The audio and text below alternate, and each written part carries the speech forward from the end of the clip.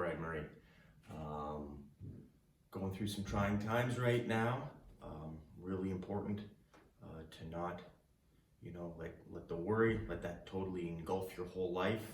Let this COVID-19 thing become your everything. We need to make sure we're still doing the same things we need to do every day. Definitely the social isolating to help flatten the curve is going to really help us here in Canada and everywhere else globally. So stay home, but stay fit. We're going to make sure that you have some opportunities to stay fit. There's going to be lots of binge watching, going to be lots of, quick grab foods that are going to be real easy to give into. Let's try to avoid that the best we can.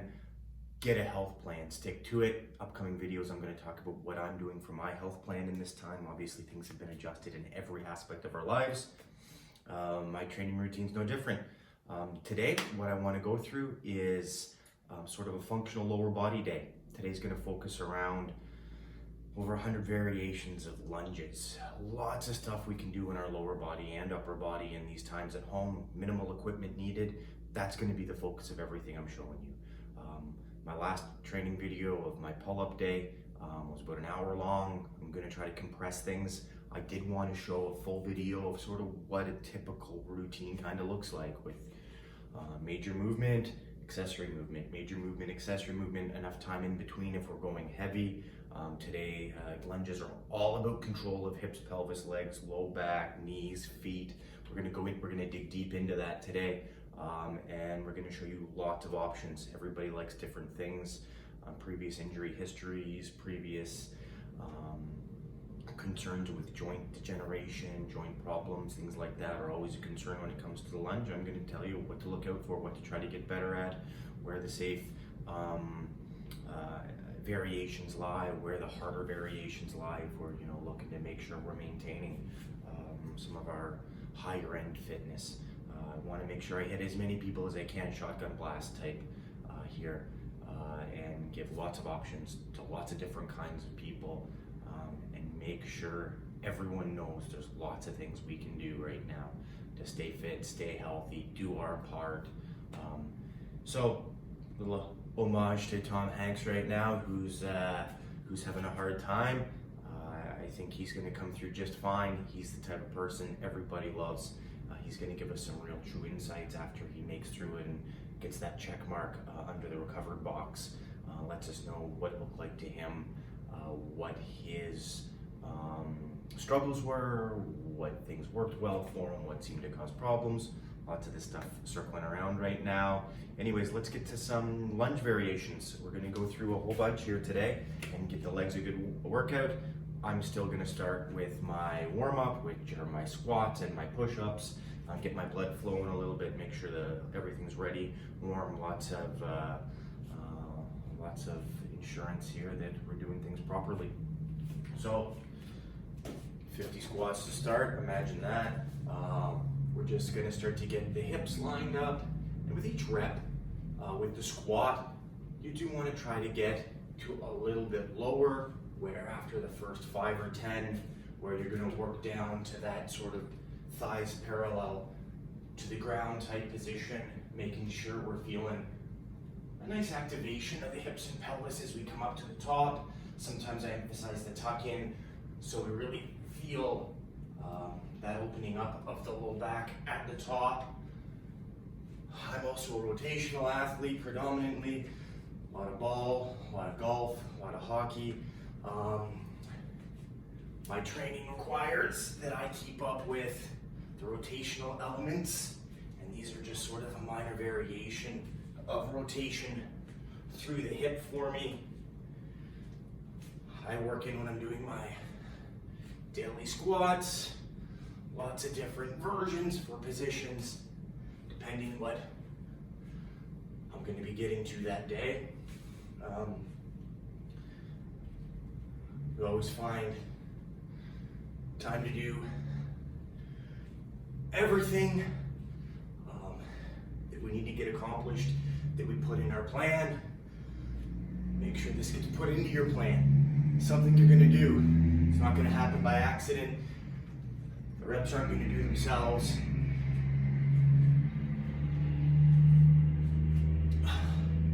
Do about about 10 more. As I'm talking, I always find it hard to count the reps. I think I'm getting pretty close to 50 here. Okay, let's jump right in to push-ups. One thing people don't really mark enough is that during a push-up, there's so many core muscles. Sort of like a moving plank the whole time, where your body's trying to sort of get the hips up, use the muscles it wants, and we're fighting against that. Once again, I like to vary my hand positioning. Often I'm staying a little bit lower than a full up and down. I'm trying to work a little bit lower for myself and get things tucked in a little bit better at the bottom. I'm trying to keep my body as stiff as possible. Never out like this with the elbows. Too hard on the shoulder. No matter what your variation, keep those elbows in, keep it tight, spare your shoulders. Use the big shoulder girdle muscles.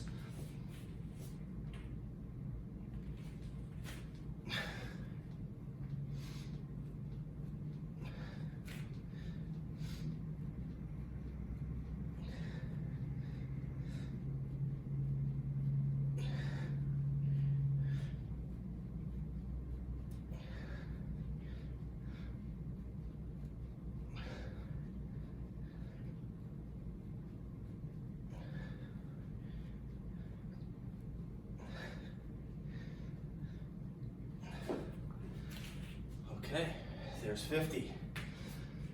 Whew, yeah, I feel a little bit. I just get that sort of heart rate up. I like to get it around 80. Usually get 80% of my max. How you figure out your max is different for everybody. Really, it's dependent upon age is the most common formula used.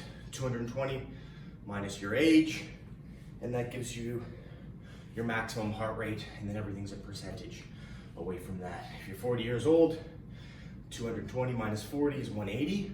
That's your max heart rate, and we want to work somewhere in the range of up to about 80% is lots for what we're trying to accomplish here over this time. Okay, let's start with the basic lunge. I'm going to try to do a few different angles, make sure we got it. Now, the basic lunge is simple yet complex. Sort of like a mini one-legged squat with a little bit of support from the trail side. And I want to emphasize a lot of support overall from both legs. So we're going to go out. Let's start with the down position. We want the knee open. Too many people collapse. I don't even want it right over the foot. I want it to be even more externally rotated. Over this time, if we're going to work a little bit more external rotation dominance, get rid of the groin tightness, the knee collapsing in, putting complete stress through the knee. It's not uniform, it leads to osteoarthritis. We're working open. We're resting on the big shock absorbers of our glutes. High arch, active toes and foot. Your foot's not this thing to get around and be flat and move around. It's got to be active. You've got to have your toes active. You've got to have your foot active, or that arch is going to collapse. Drag everything in. You're going to catch your foot externally rotating. Keep it straight, keep the knee open, keep the arch up. As far as the pelvis goes, I want you to feel like at the bottom you're tucking your pelvis through. That's gonna allow you to get through and get a little bit more access to that trail leg. When I'm coming down into my lunge, I wanna be pushing with hip extension off this leg on the tucked pelvis. We're not coming forward, jacking our quads and hams and our knee, causing a whole bunch of problems.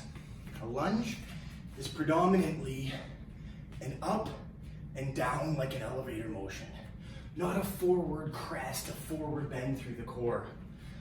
Work so many muscles, so many pelvic stabilizers, so many core muscles when done properly. When done improperly, causes pain, wears down joint surfaces, destroys MCLs, destroys meniscus. We're gonna do this right. We're gonna do everything we can to protect ourselves from any joint damage with maximum muscular effort, allowing the muscles to evolve, get bigger. So, first lunge we're gonna do is your static lunge. Looks like this. And we're back. And of all these guys, I have a list of 10 right now with modifications that puts the options through the roof. That's the static lunge. That's the first one, okay? The next one we're gonna go to is we're gonna go to a walking style lunge. This is just a little bit more applicable to the types of movements we do. Static lunge is good to keep everything in control and get your motion set up. I like this one a little more effectively, a little more functional. So when we're gonna do walking lunges, we're out, we're tapping, we're pushing off with our back foot to scissor our legs up, then we're gonna step forward. So it's a tap down, up, forward, tap down, up, forward, tap down, up, forward, tap down, up, forward, and continuing with those. Each one of these things you can think of in a cycle of 10. You're gonna do 10 reps of each. You can do 10 reps per side, 10 reps total, and we're gonna work our way up through multiple sets of this guy. So we've done the static, we've done the walking, now we're gonna do kettlebell. Really, kettlebells, squats, or kettlebell can be incorporated into any one of the variations we're gonna work on. It's just a good weighted option, a way to keep your whole body working and core coordinated. So essentially, kettlebell in Statue of Liberty position. That just means your arms straight up. Now, as we're gonna walk, we're doing the same things that we're doing in a walking lunge. We can also do this in a static lunge, but we're keeping everything tight and tall through here. Gonna be a nice shoulder workout. We do one side and then do the other. That's our kettlebell Statue of Liberty lunge. Of course, we're gonna get to weighted lunges where we can have the kettlebell in all kinds of different positions, different weights in different positions. But that's sort of Statue of Liberty. I do a lot of those ones to keep everything tight through the shoulder girdle, tucked back. Helps take your spine out of it. Real hard to bow forward into bad positioning when you're trying to keep upright with that whole arm. It's a really good stepping stone to really good quality lunging. Next one we're gonna work on is prisoner. Also another way to really focus on your core, not allow yourself to use the weight of your upper body to come forward. Sort of an intermediate between the Statue of Liberty and just a walking lunge. Arms are behind your head like a prisoner, elbows are straight out, and then now we're working that walking lunge forward again. I like to even add rotations to these. Once again, me being a rotational athlete predominantly, that's a lot of what I train for right now. I'm not doing the obstacle course races anymore. So this is predominantly where I'm trying to focus my training for my real world functional applications. So that's your prisoner lunge. The next one that we're gonna work into are gonna be step up lunging, which are basically just step ups. I'm gonna use something very small and basic. We're just gonna use a nice milk crate. Now, exact same tenets with control of the knee, control of the hip, control of the foot.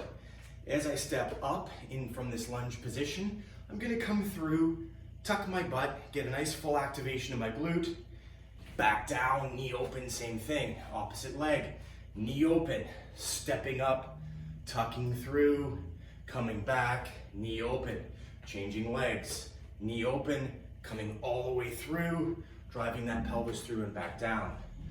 Obviously we can add weight, obviously we can add height, all of these things make it more challenging. We add speed, we add tempo, we decrease tempo, all different things to change the way that we're gonna do things. That's a basic step up style lunge or just a step up. I wanna go into one that's a little bit more of a challenging version, our people struggle with, is a split squat, Bulgarian split squat. These are often called version.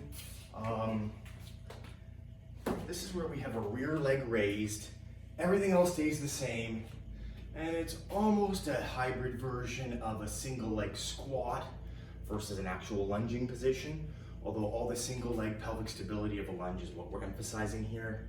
The key to this is while the back leg's up, is to still be able to maintain a flat neutral pelvis and not allow your back to arch and your pelvis to tilt forward and for you to come forward.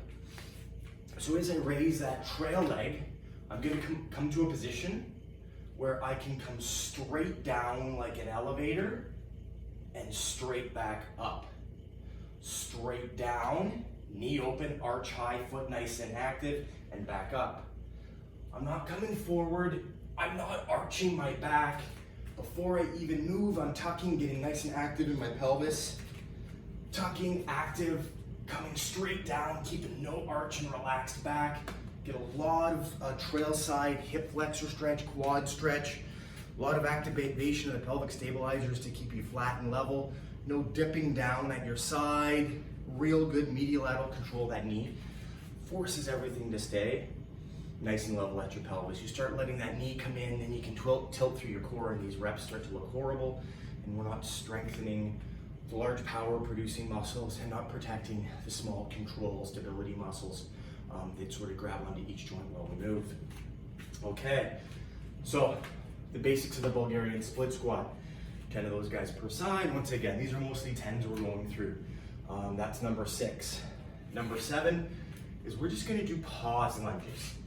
This brings me to a point of the way that we can really layer a bunch of different variations. Going very slow generally helps us to learn better support for a joint, better control for a joint. Going really fast through emotion generally lets us develop that explosive speed power, but we can sometimes sacrifice a little bit of form. Both are important. You need to do them both if we're going to be active and we're going to want to rely on our strength and power.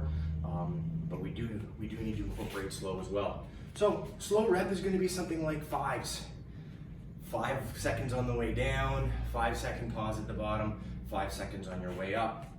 So we're not going to be resting at the bottom with slow. So even if it starts with 3 seconds down, 3-second pause at the bottom, 3 seconds up, totally fine. These are definitely the types of things we want to start as the beginner. We want to get our control, we want to slow everything down and get lots more work, but lots more control. So when we slow things down, things become easier, and then we build upon that, just like in anything. So here, all I'm doing is 1, 2, 3, 4, 5. 1, 2, 3, 4, 5. 1, 2, 3, 4, 5. And switch, and we do the same thing on this side. Working through slow, controlled repetitions keeps the muscles time under tension much higher. There's a whole body of evidence you can look at time under tension, how it relates to strength gains and performance gains. You're not selling yourself short by going slower. You're probably doing the opposite. You're making it harder, you're learning better, you're probably getting better joint support, getting better muscular activation with less joint compression and destruction. So long story short, don't think slow is the sissy way, or don't think slow is you giving into yourself. It's a good way to learn this stuff, and it can be applied across the board for almost every strength maneuver that we're talking about. Now we're going to go to the opposite end of the spectrum, fast. Once again, this can be applied to pretty much everything across the board as far as speed goes. We talked a little bit about the differences and the gains that we can get from slow versus fast. And this is just going to be my sort of in-spot jumping lunge. You can do this far quicker with like marching, walking lunges, which are far quicker. But this guy's going to look like a static lunge, or static jumping lunge, where we're going to be tapping and jumping and tapping and jumping. And the less arms you work, the more legs you work. A lot of us might need to be getting a little bit of help through that pattern initially till we get better at it. So that's the next one. That's number 8. That's our jumping style lunges, which very effective, but more higher end. And you'll notice that the explosiveness from the pocket, from tapping all the way down, will take some time to get to. Bridge that gap with the slow reps.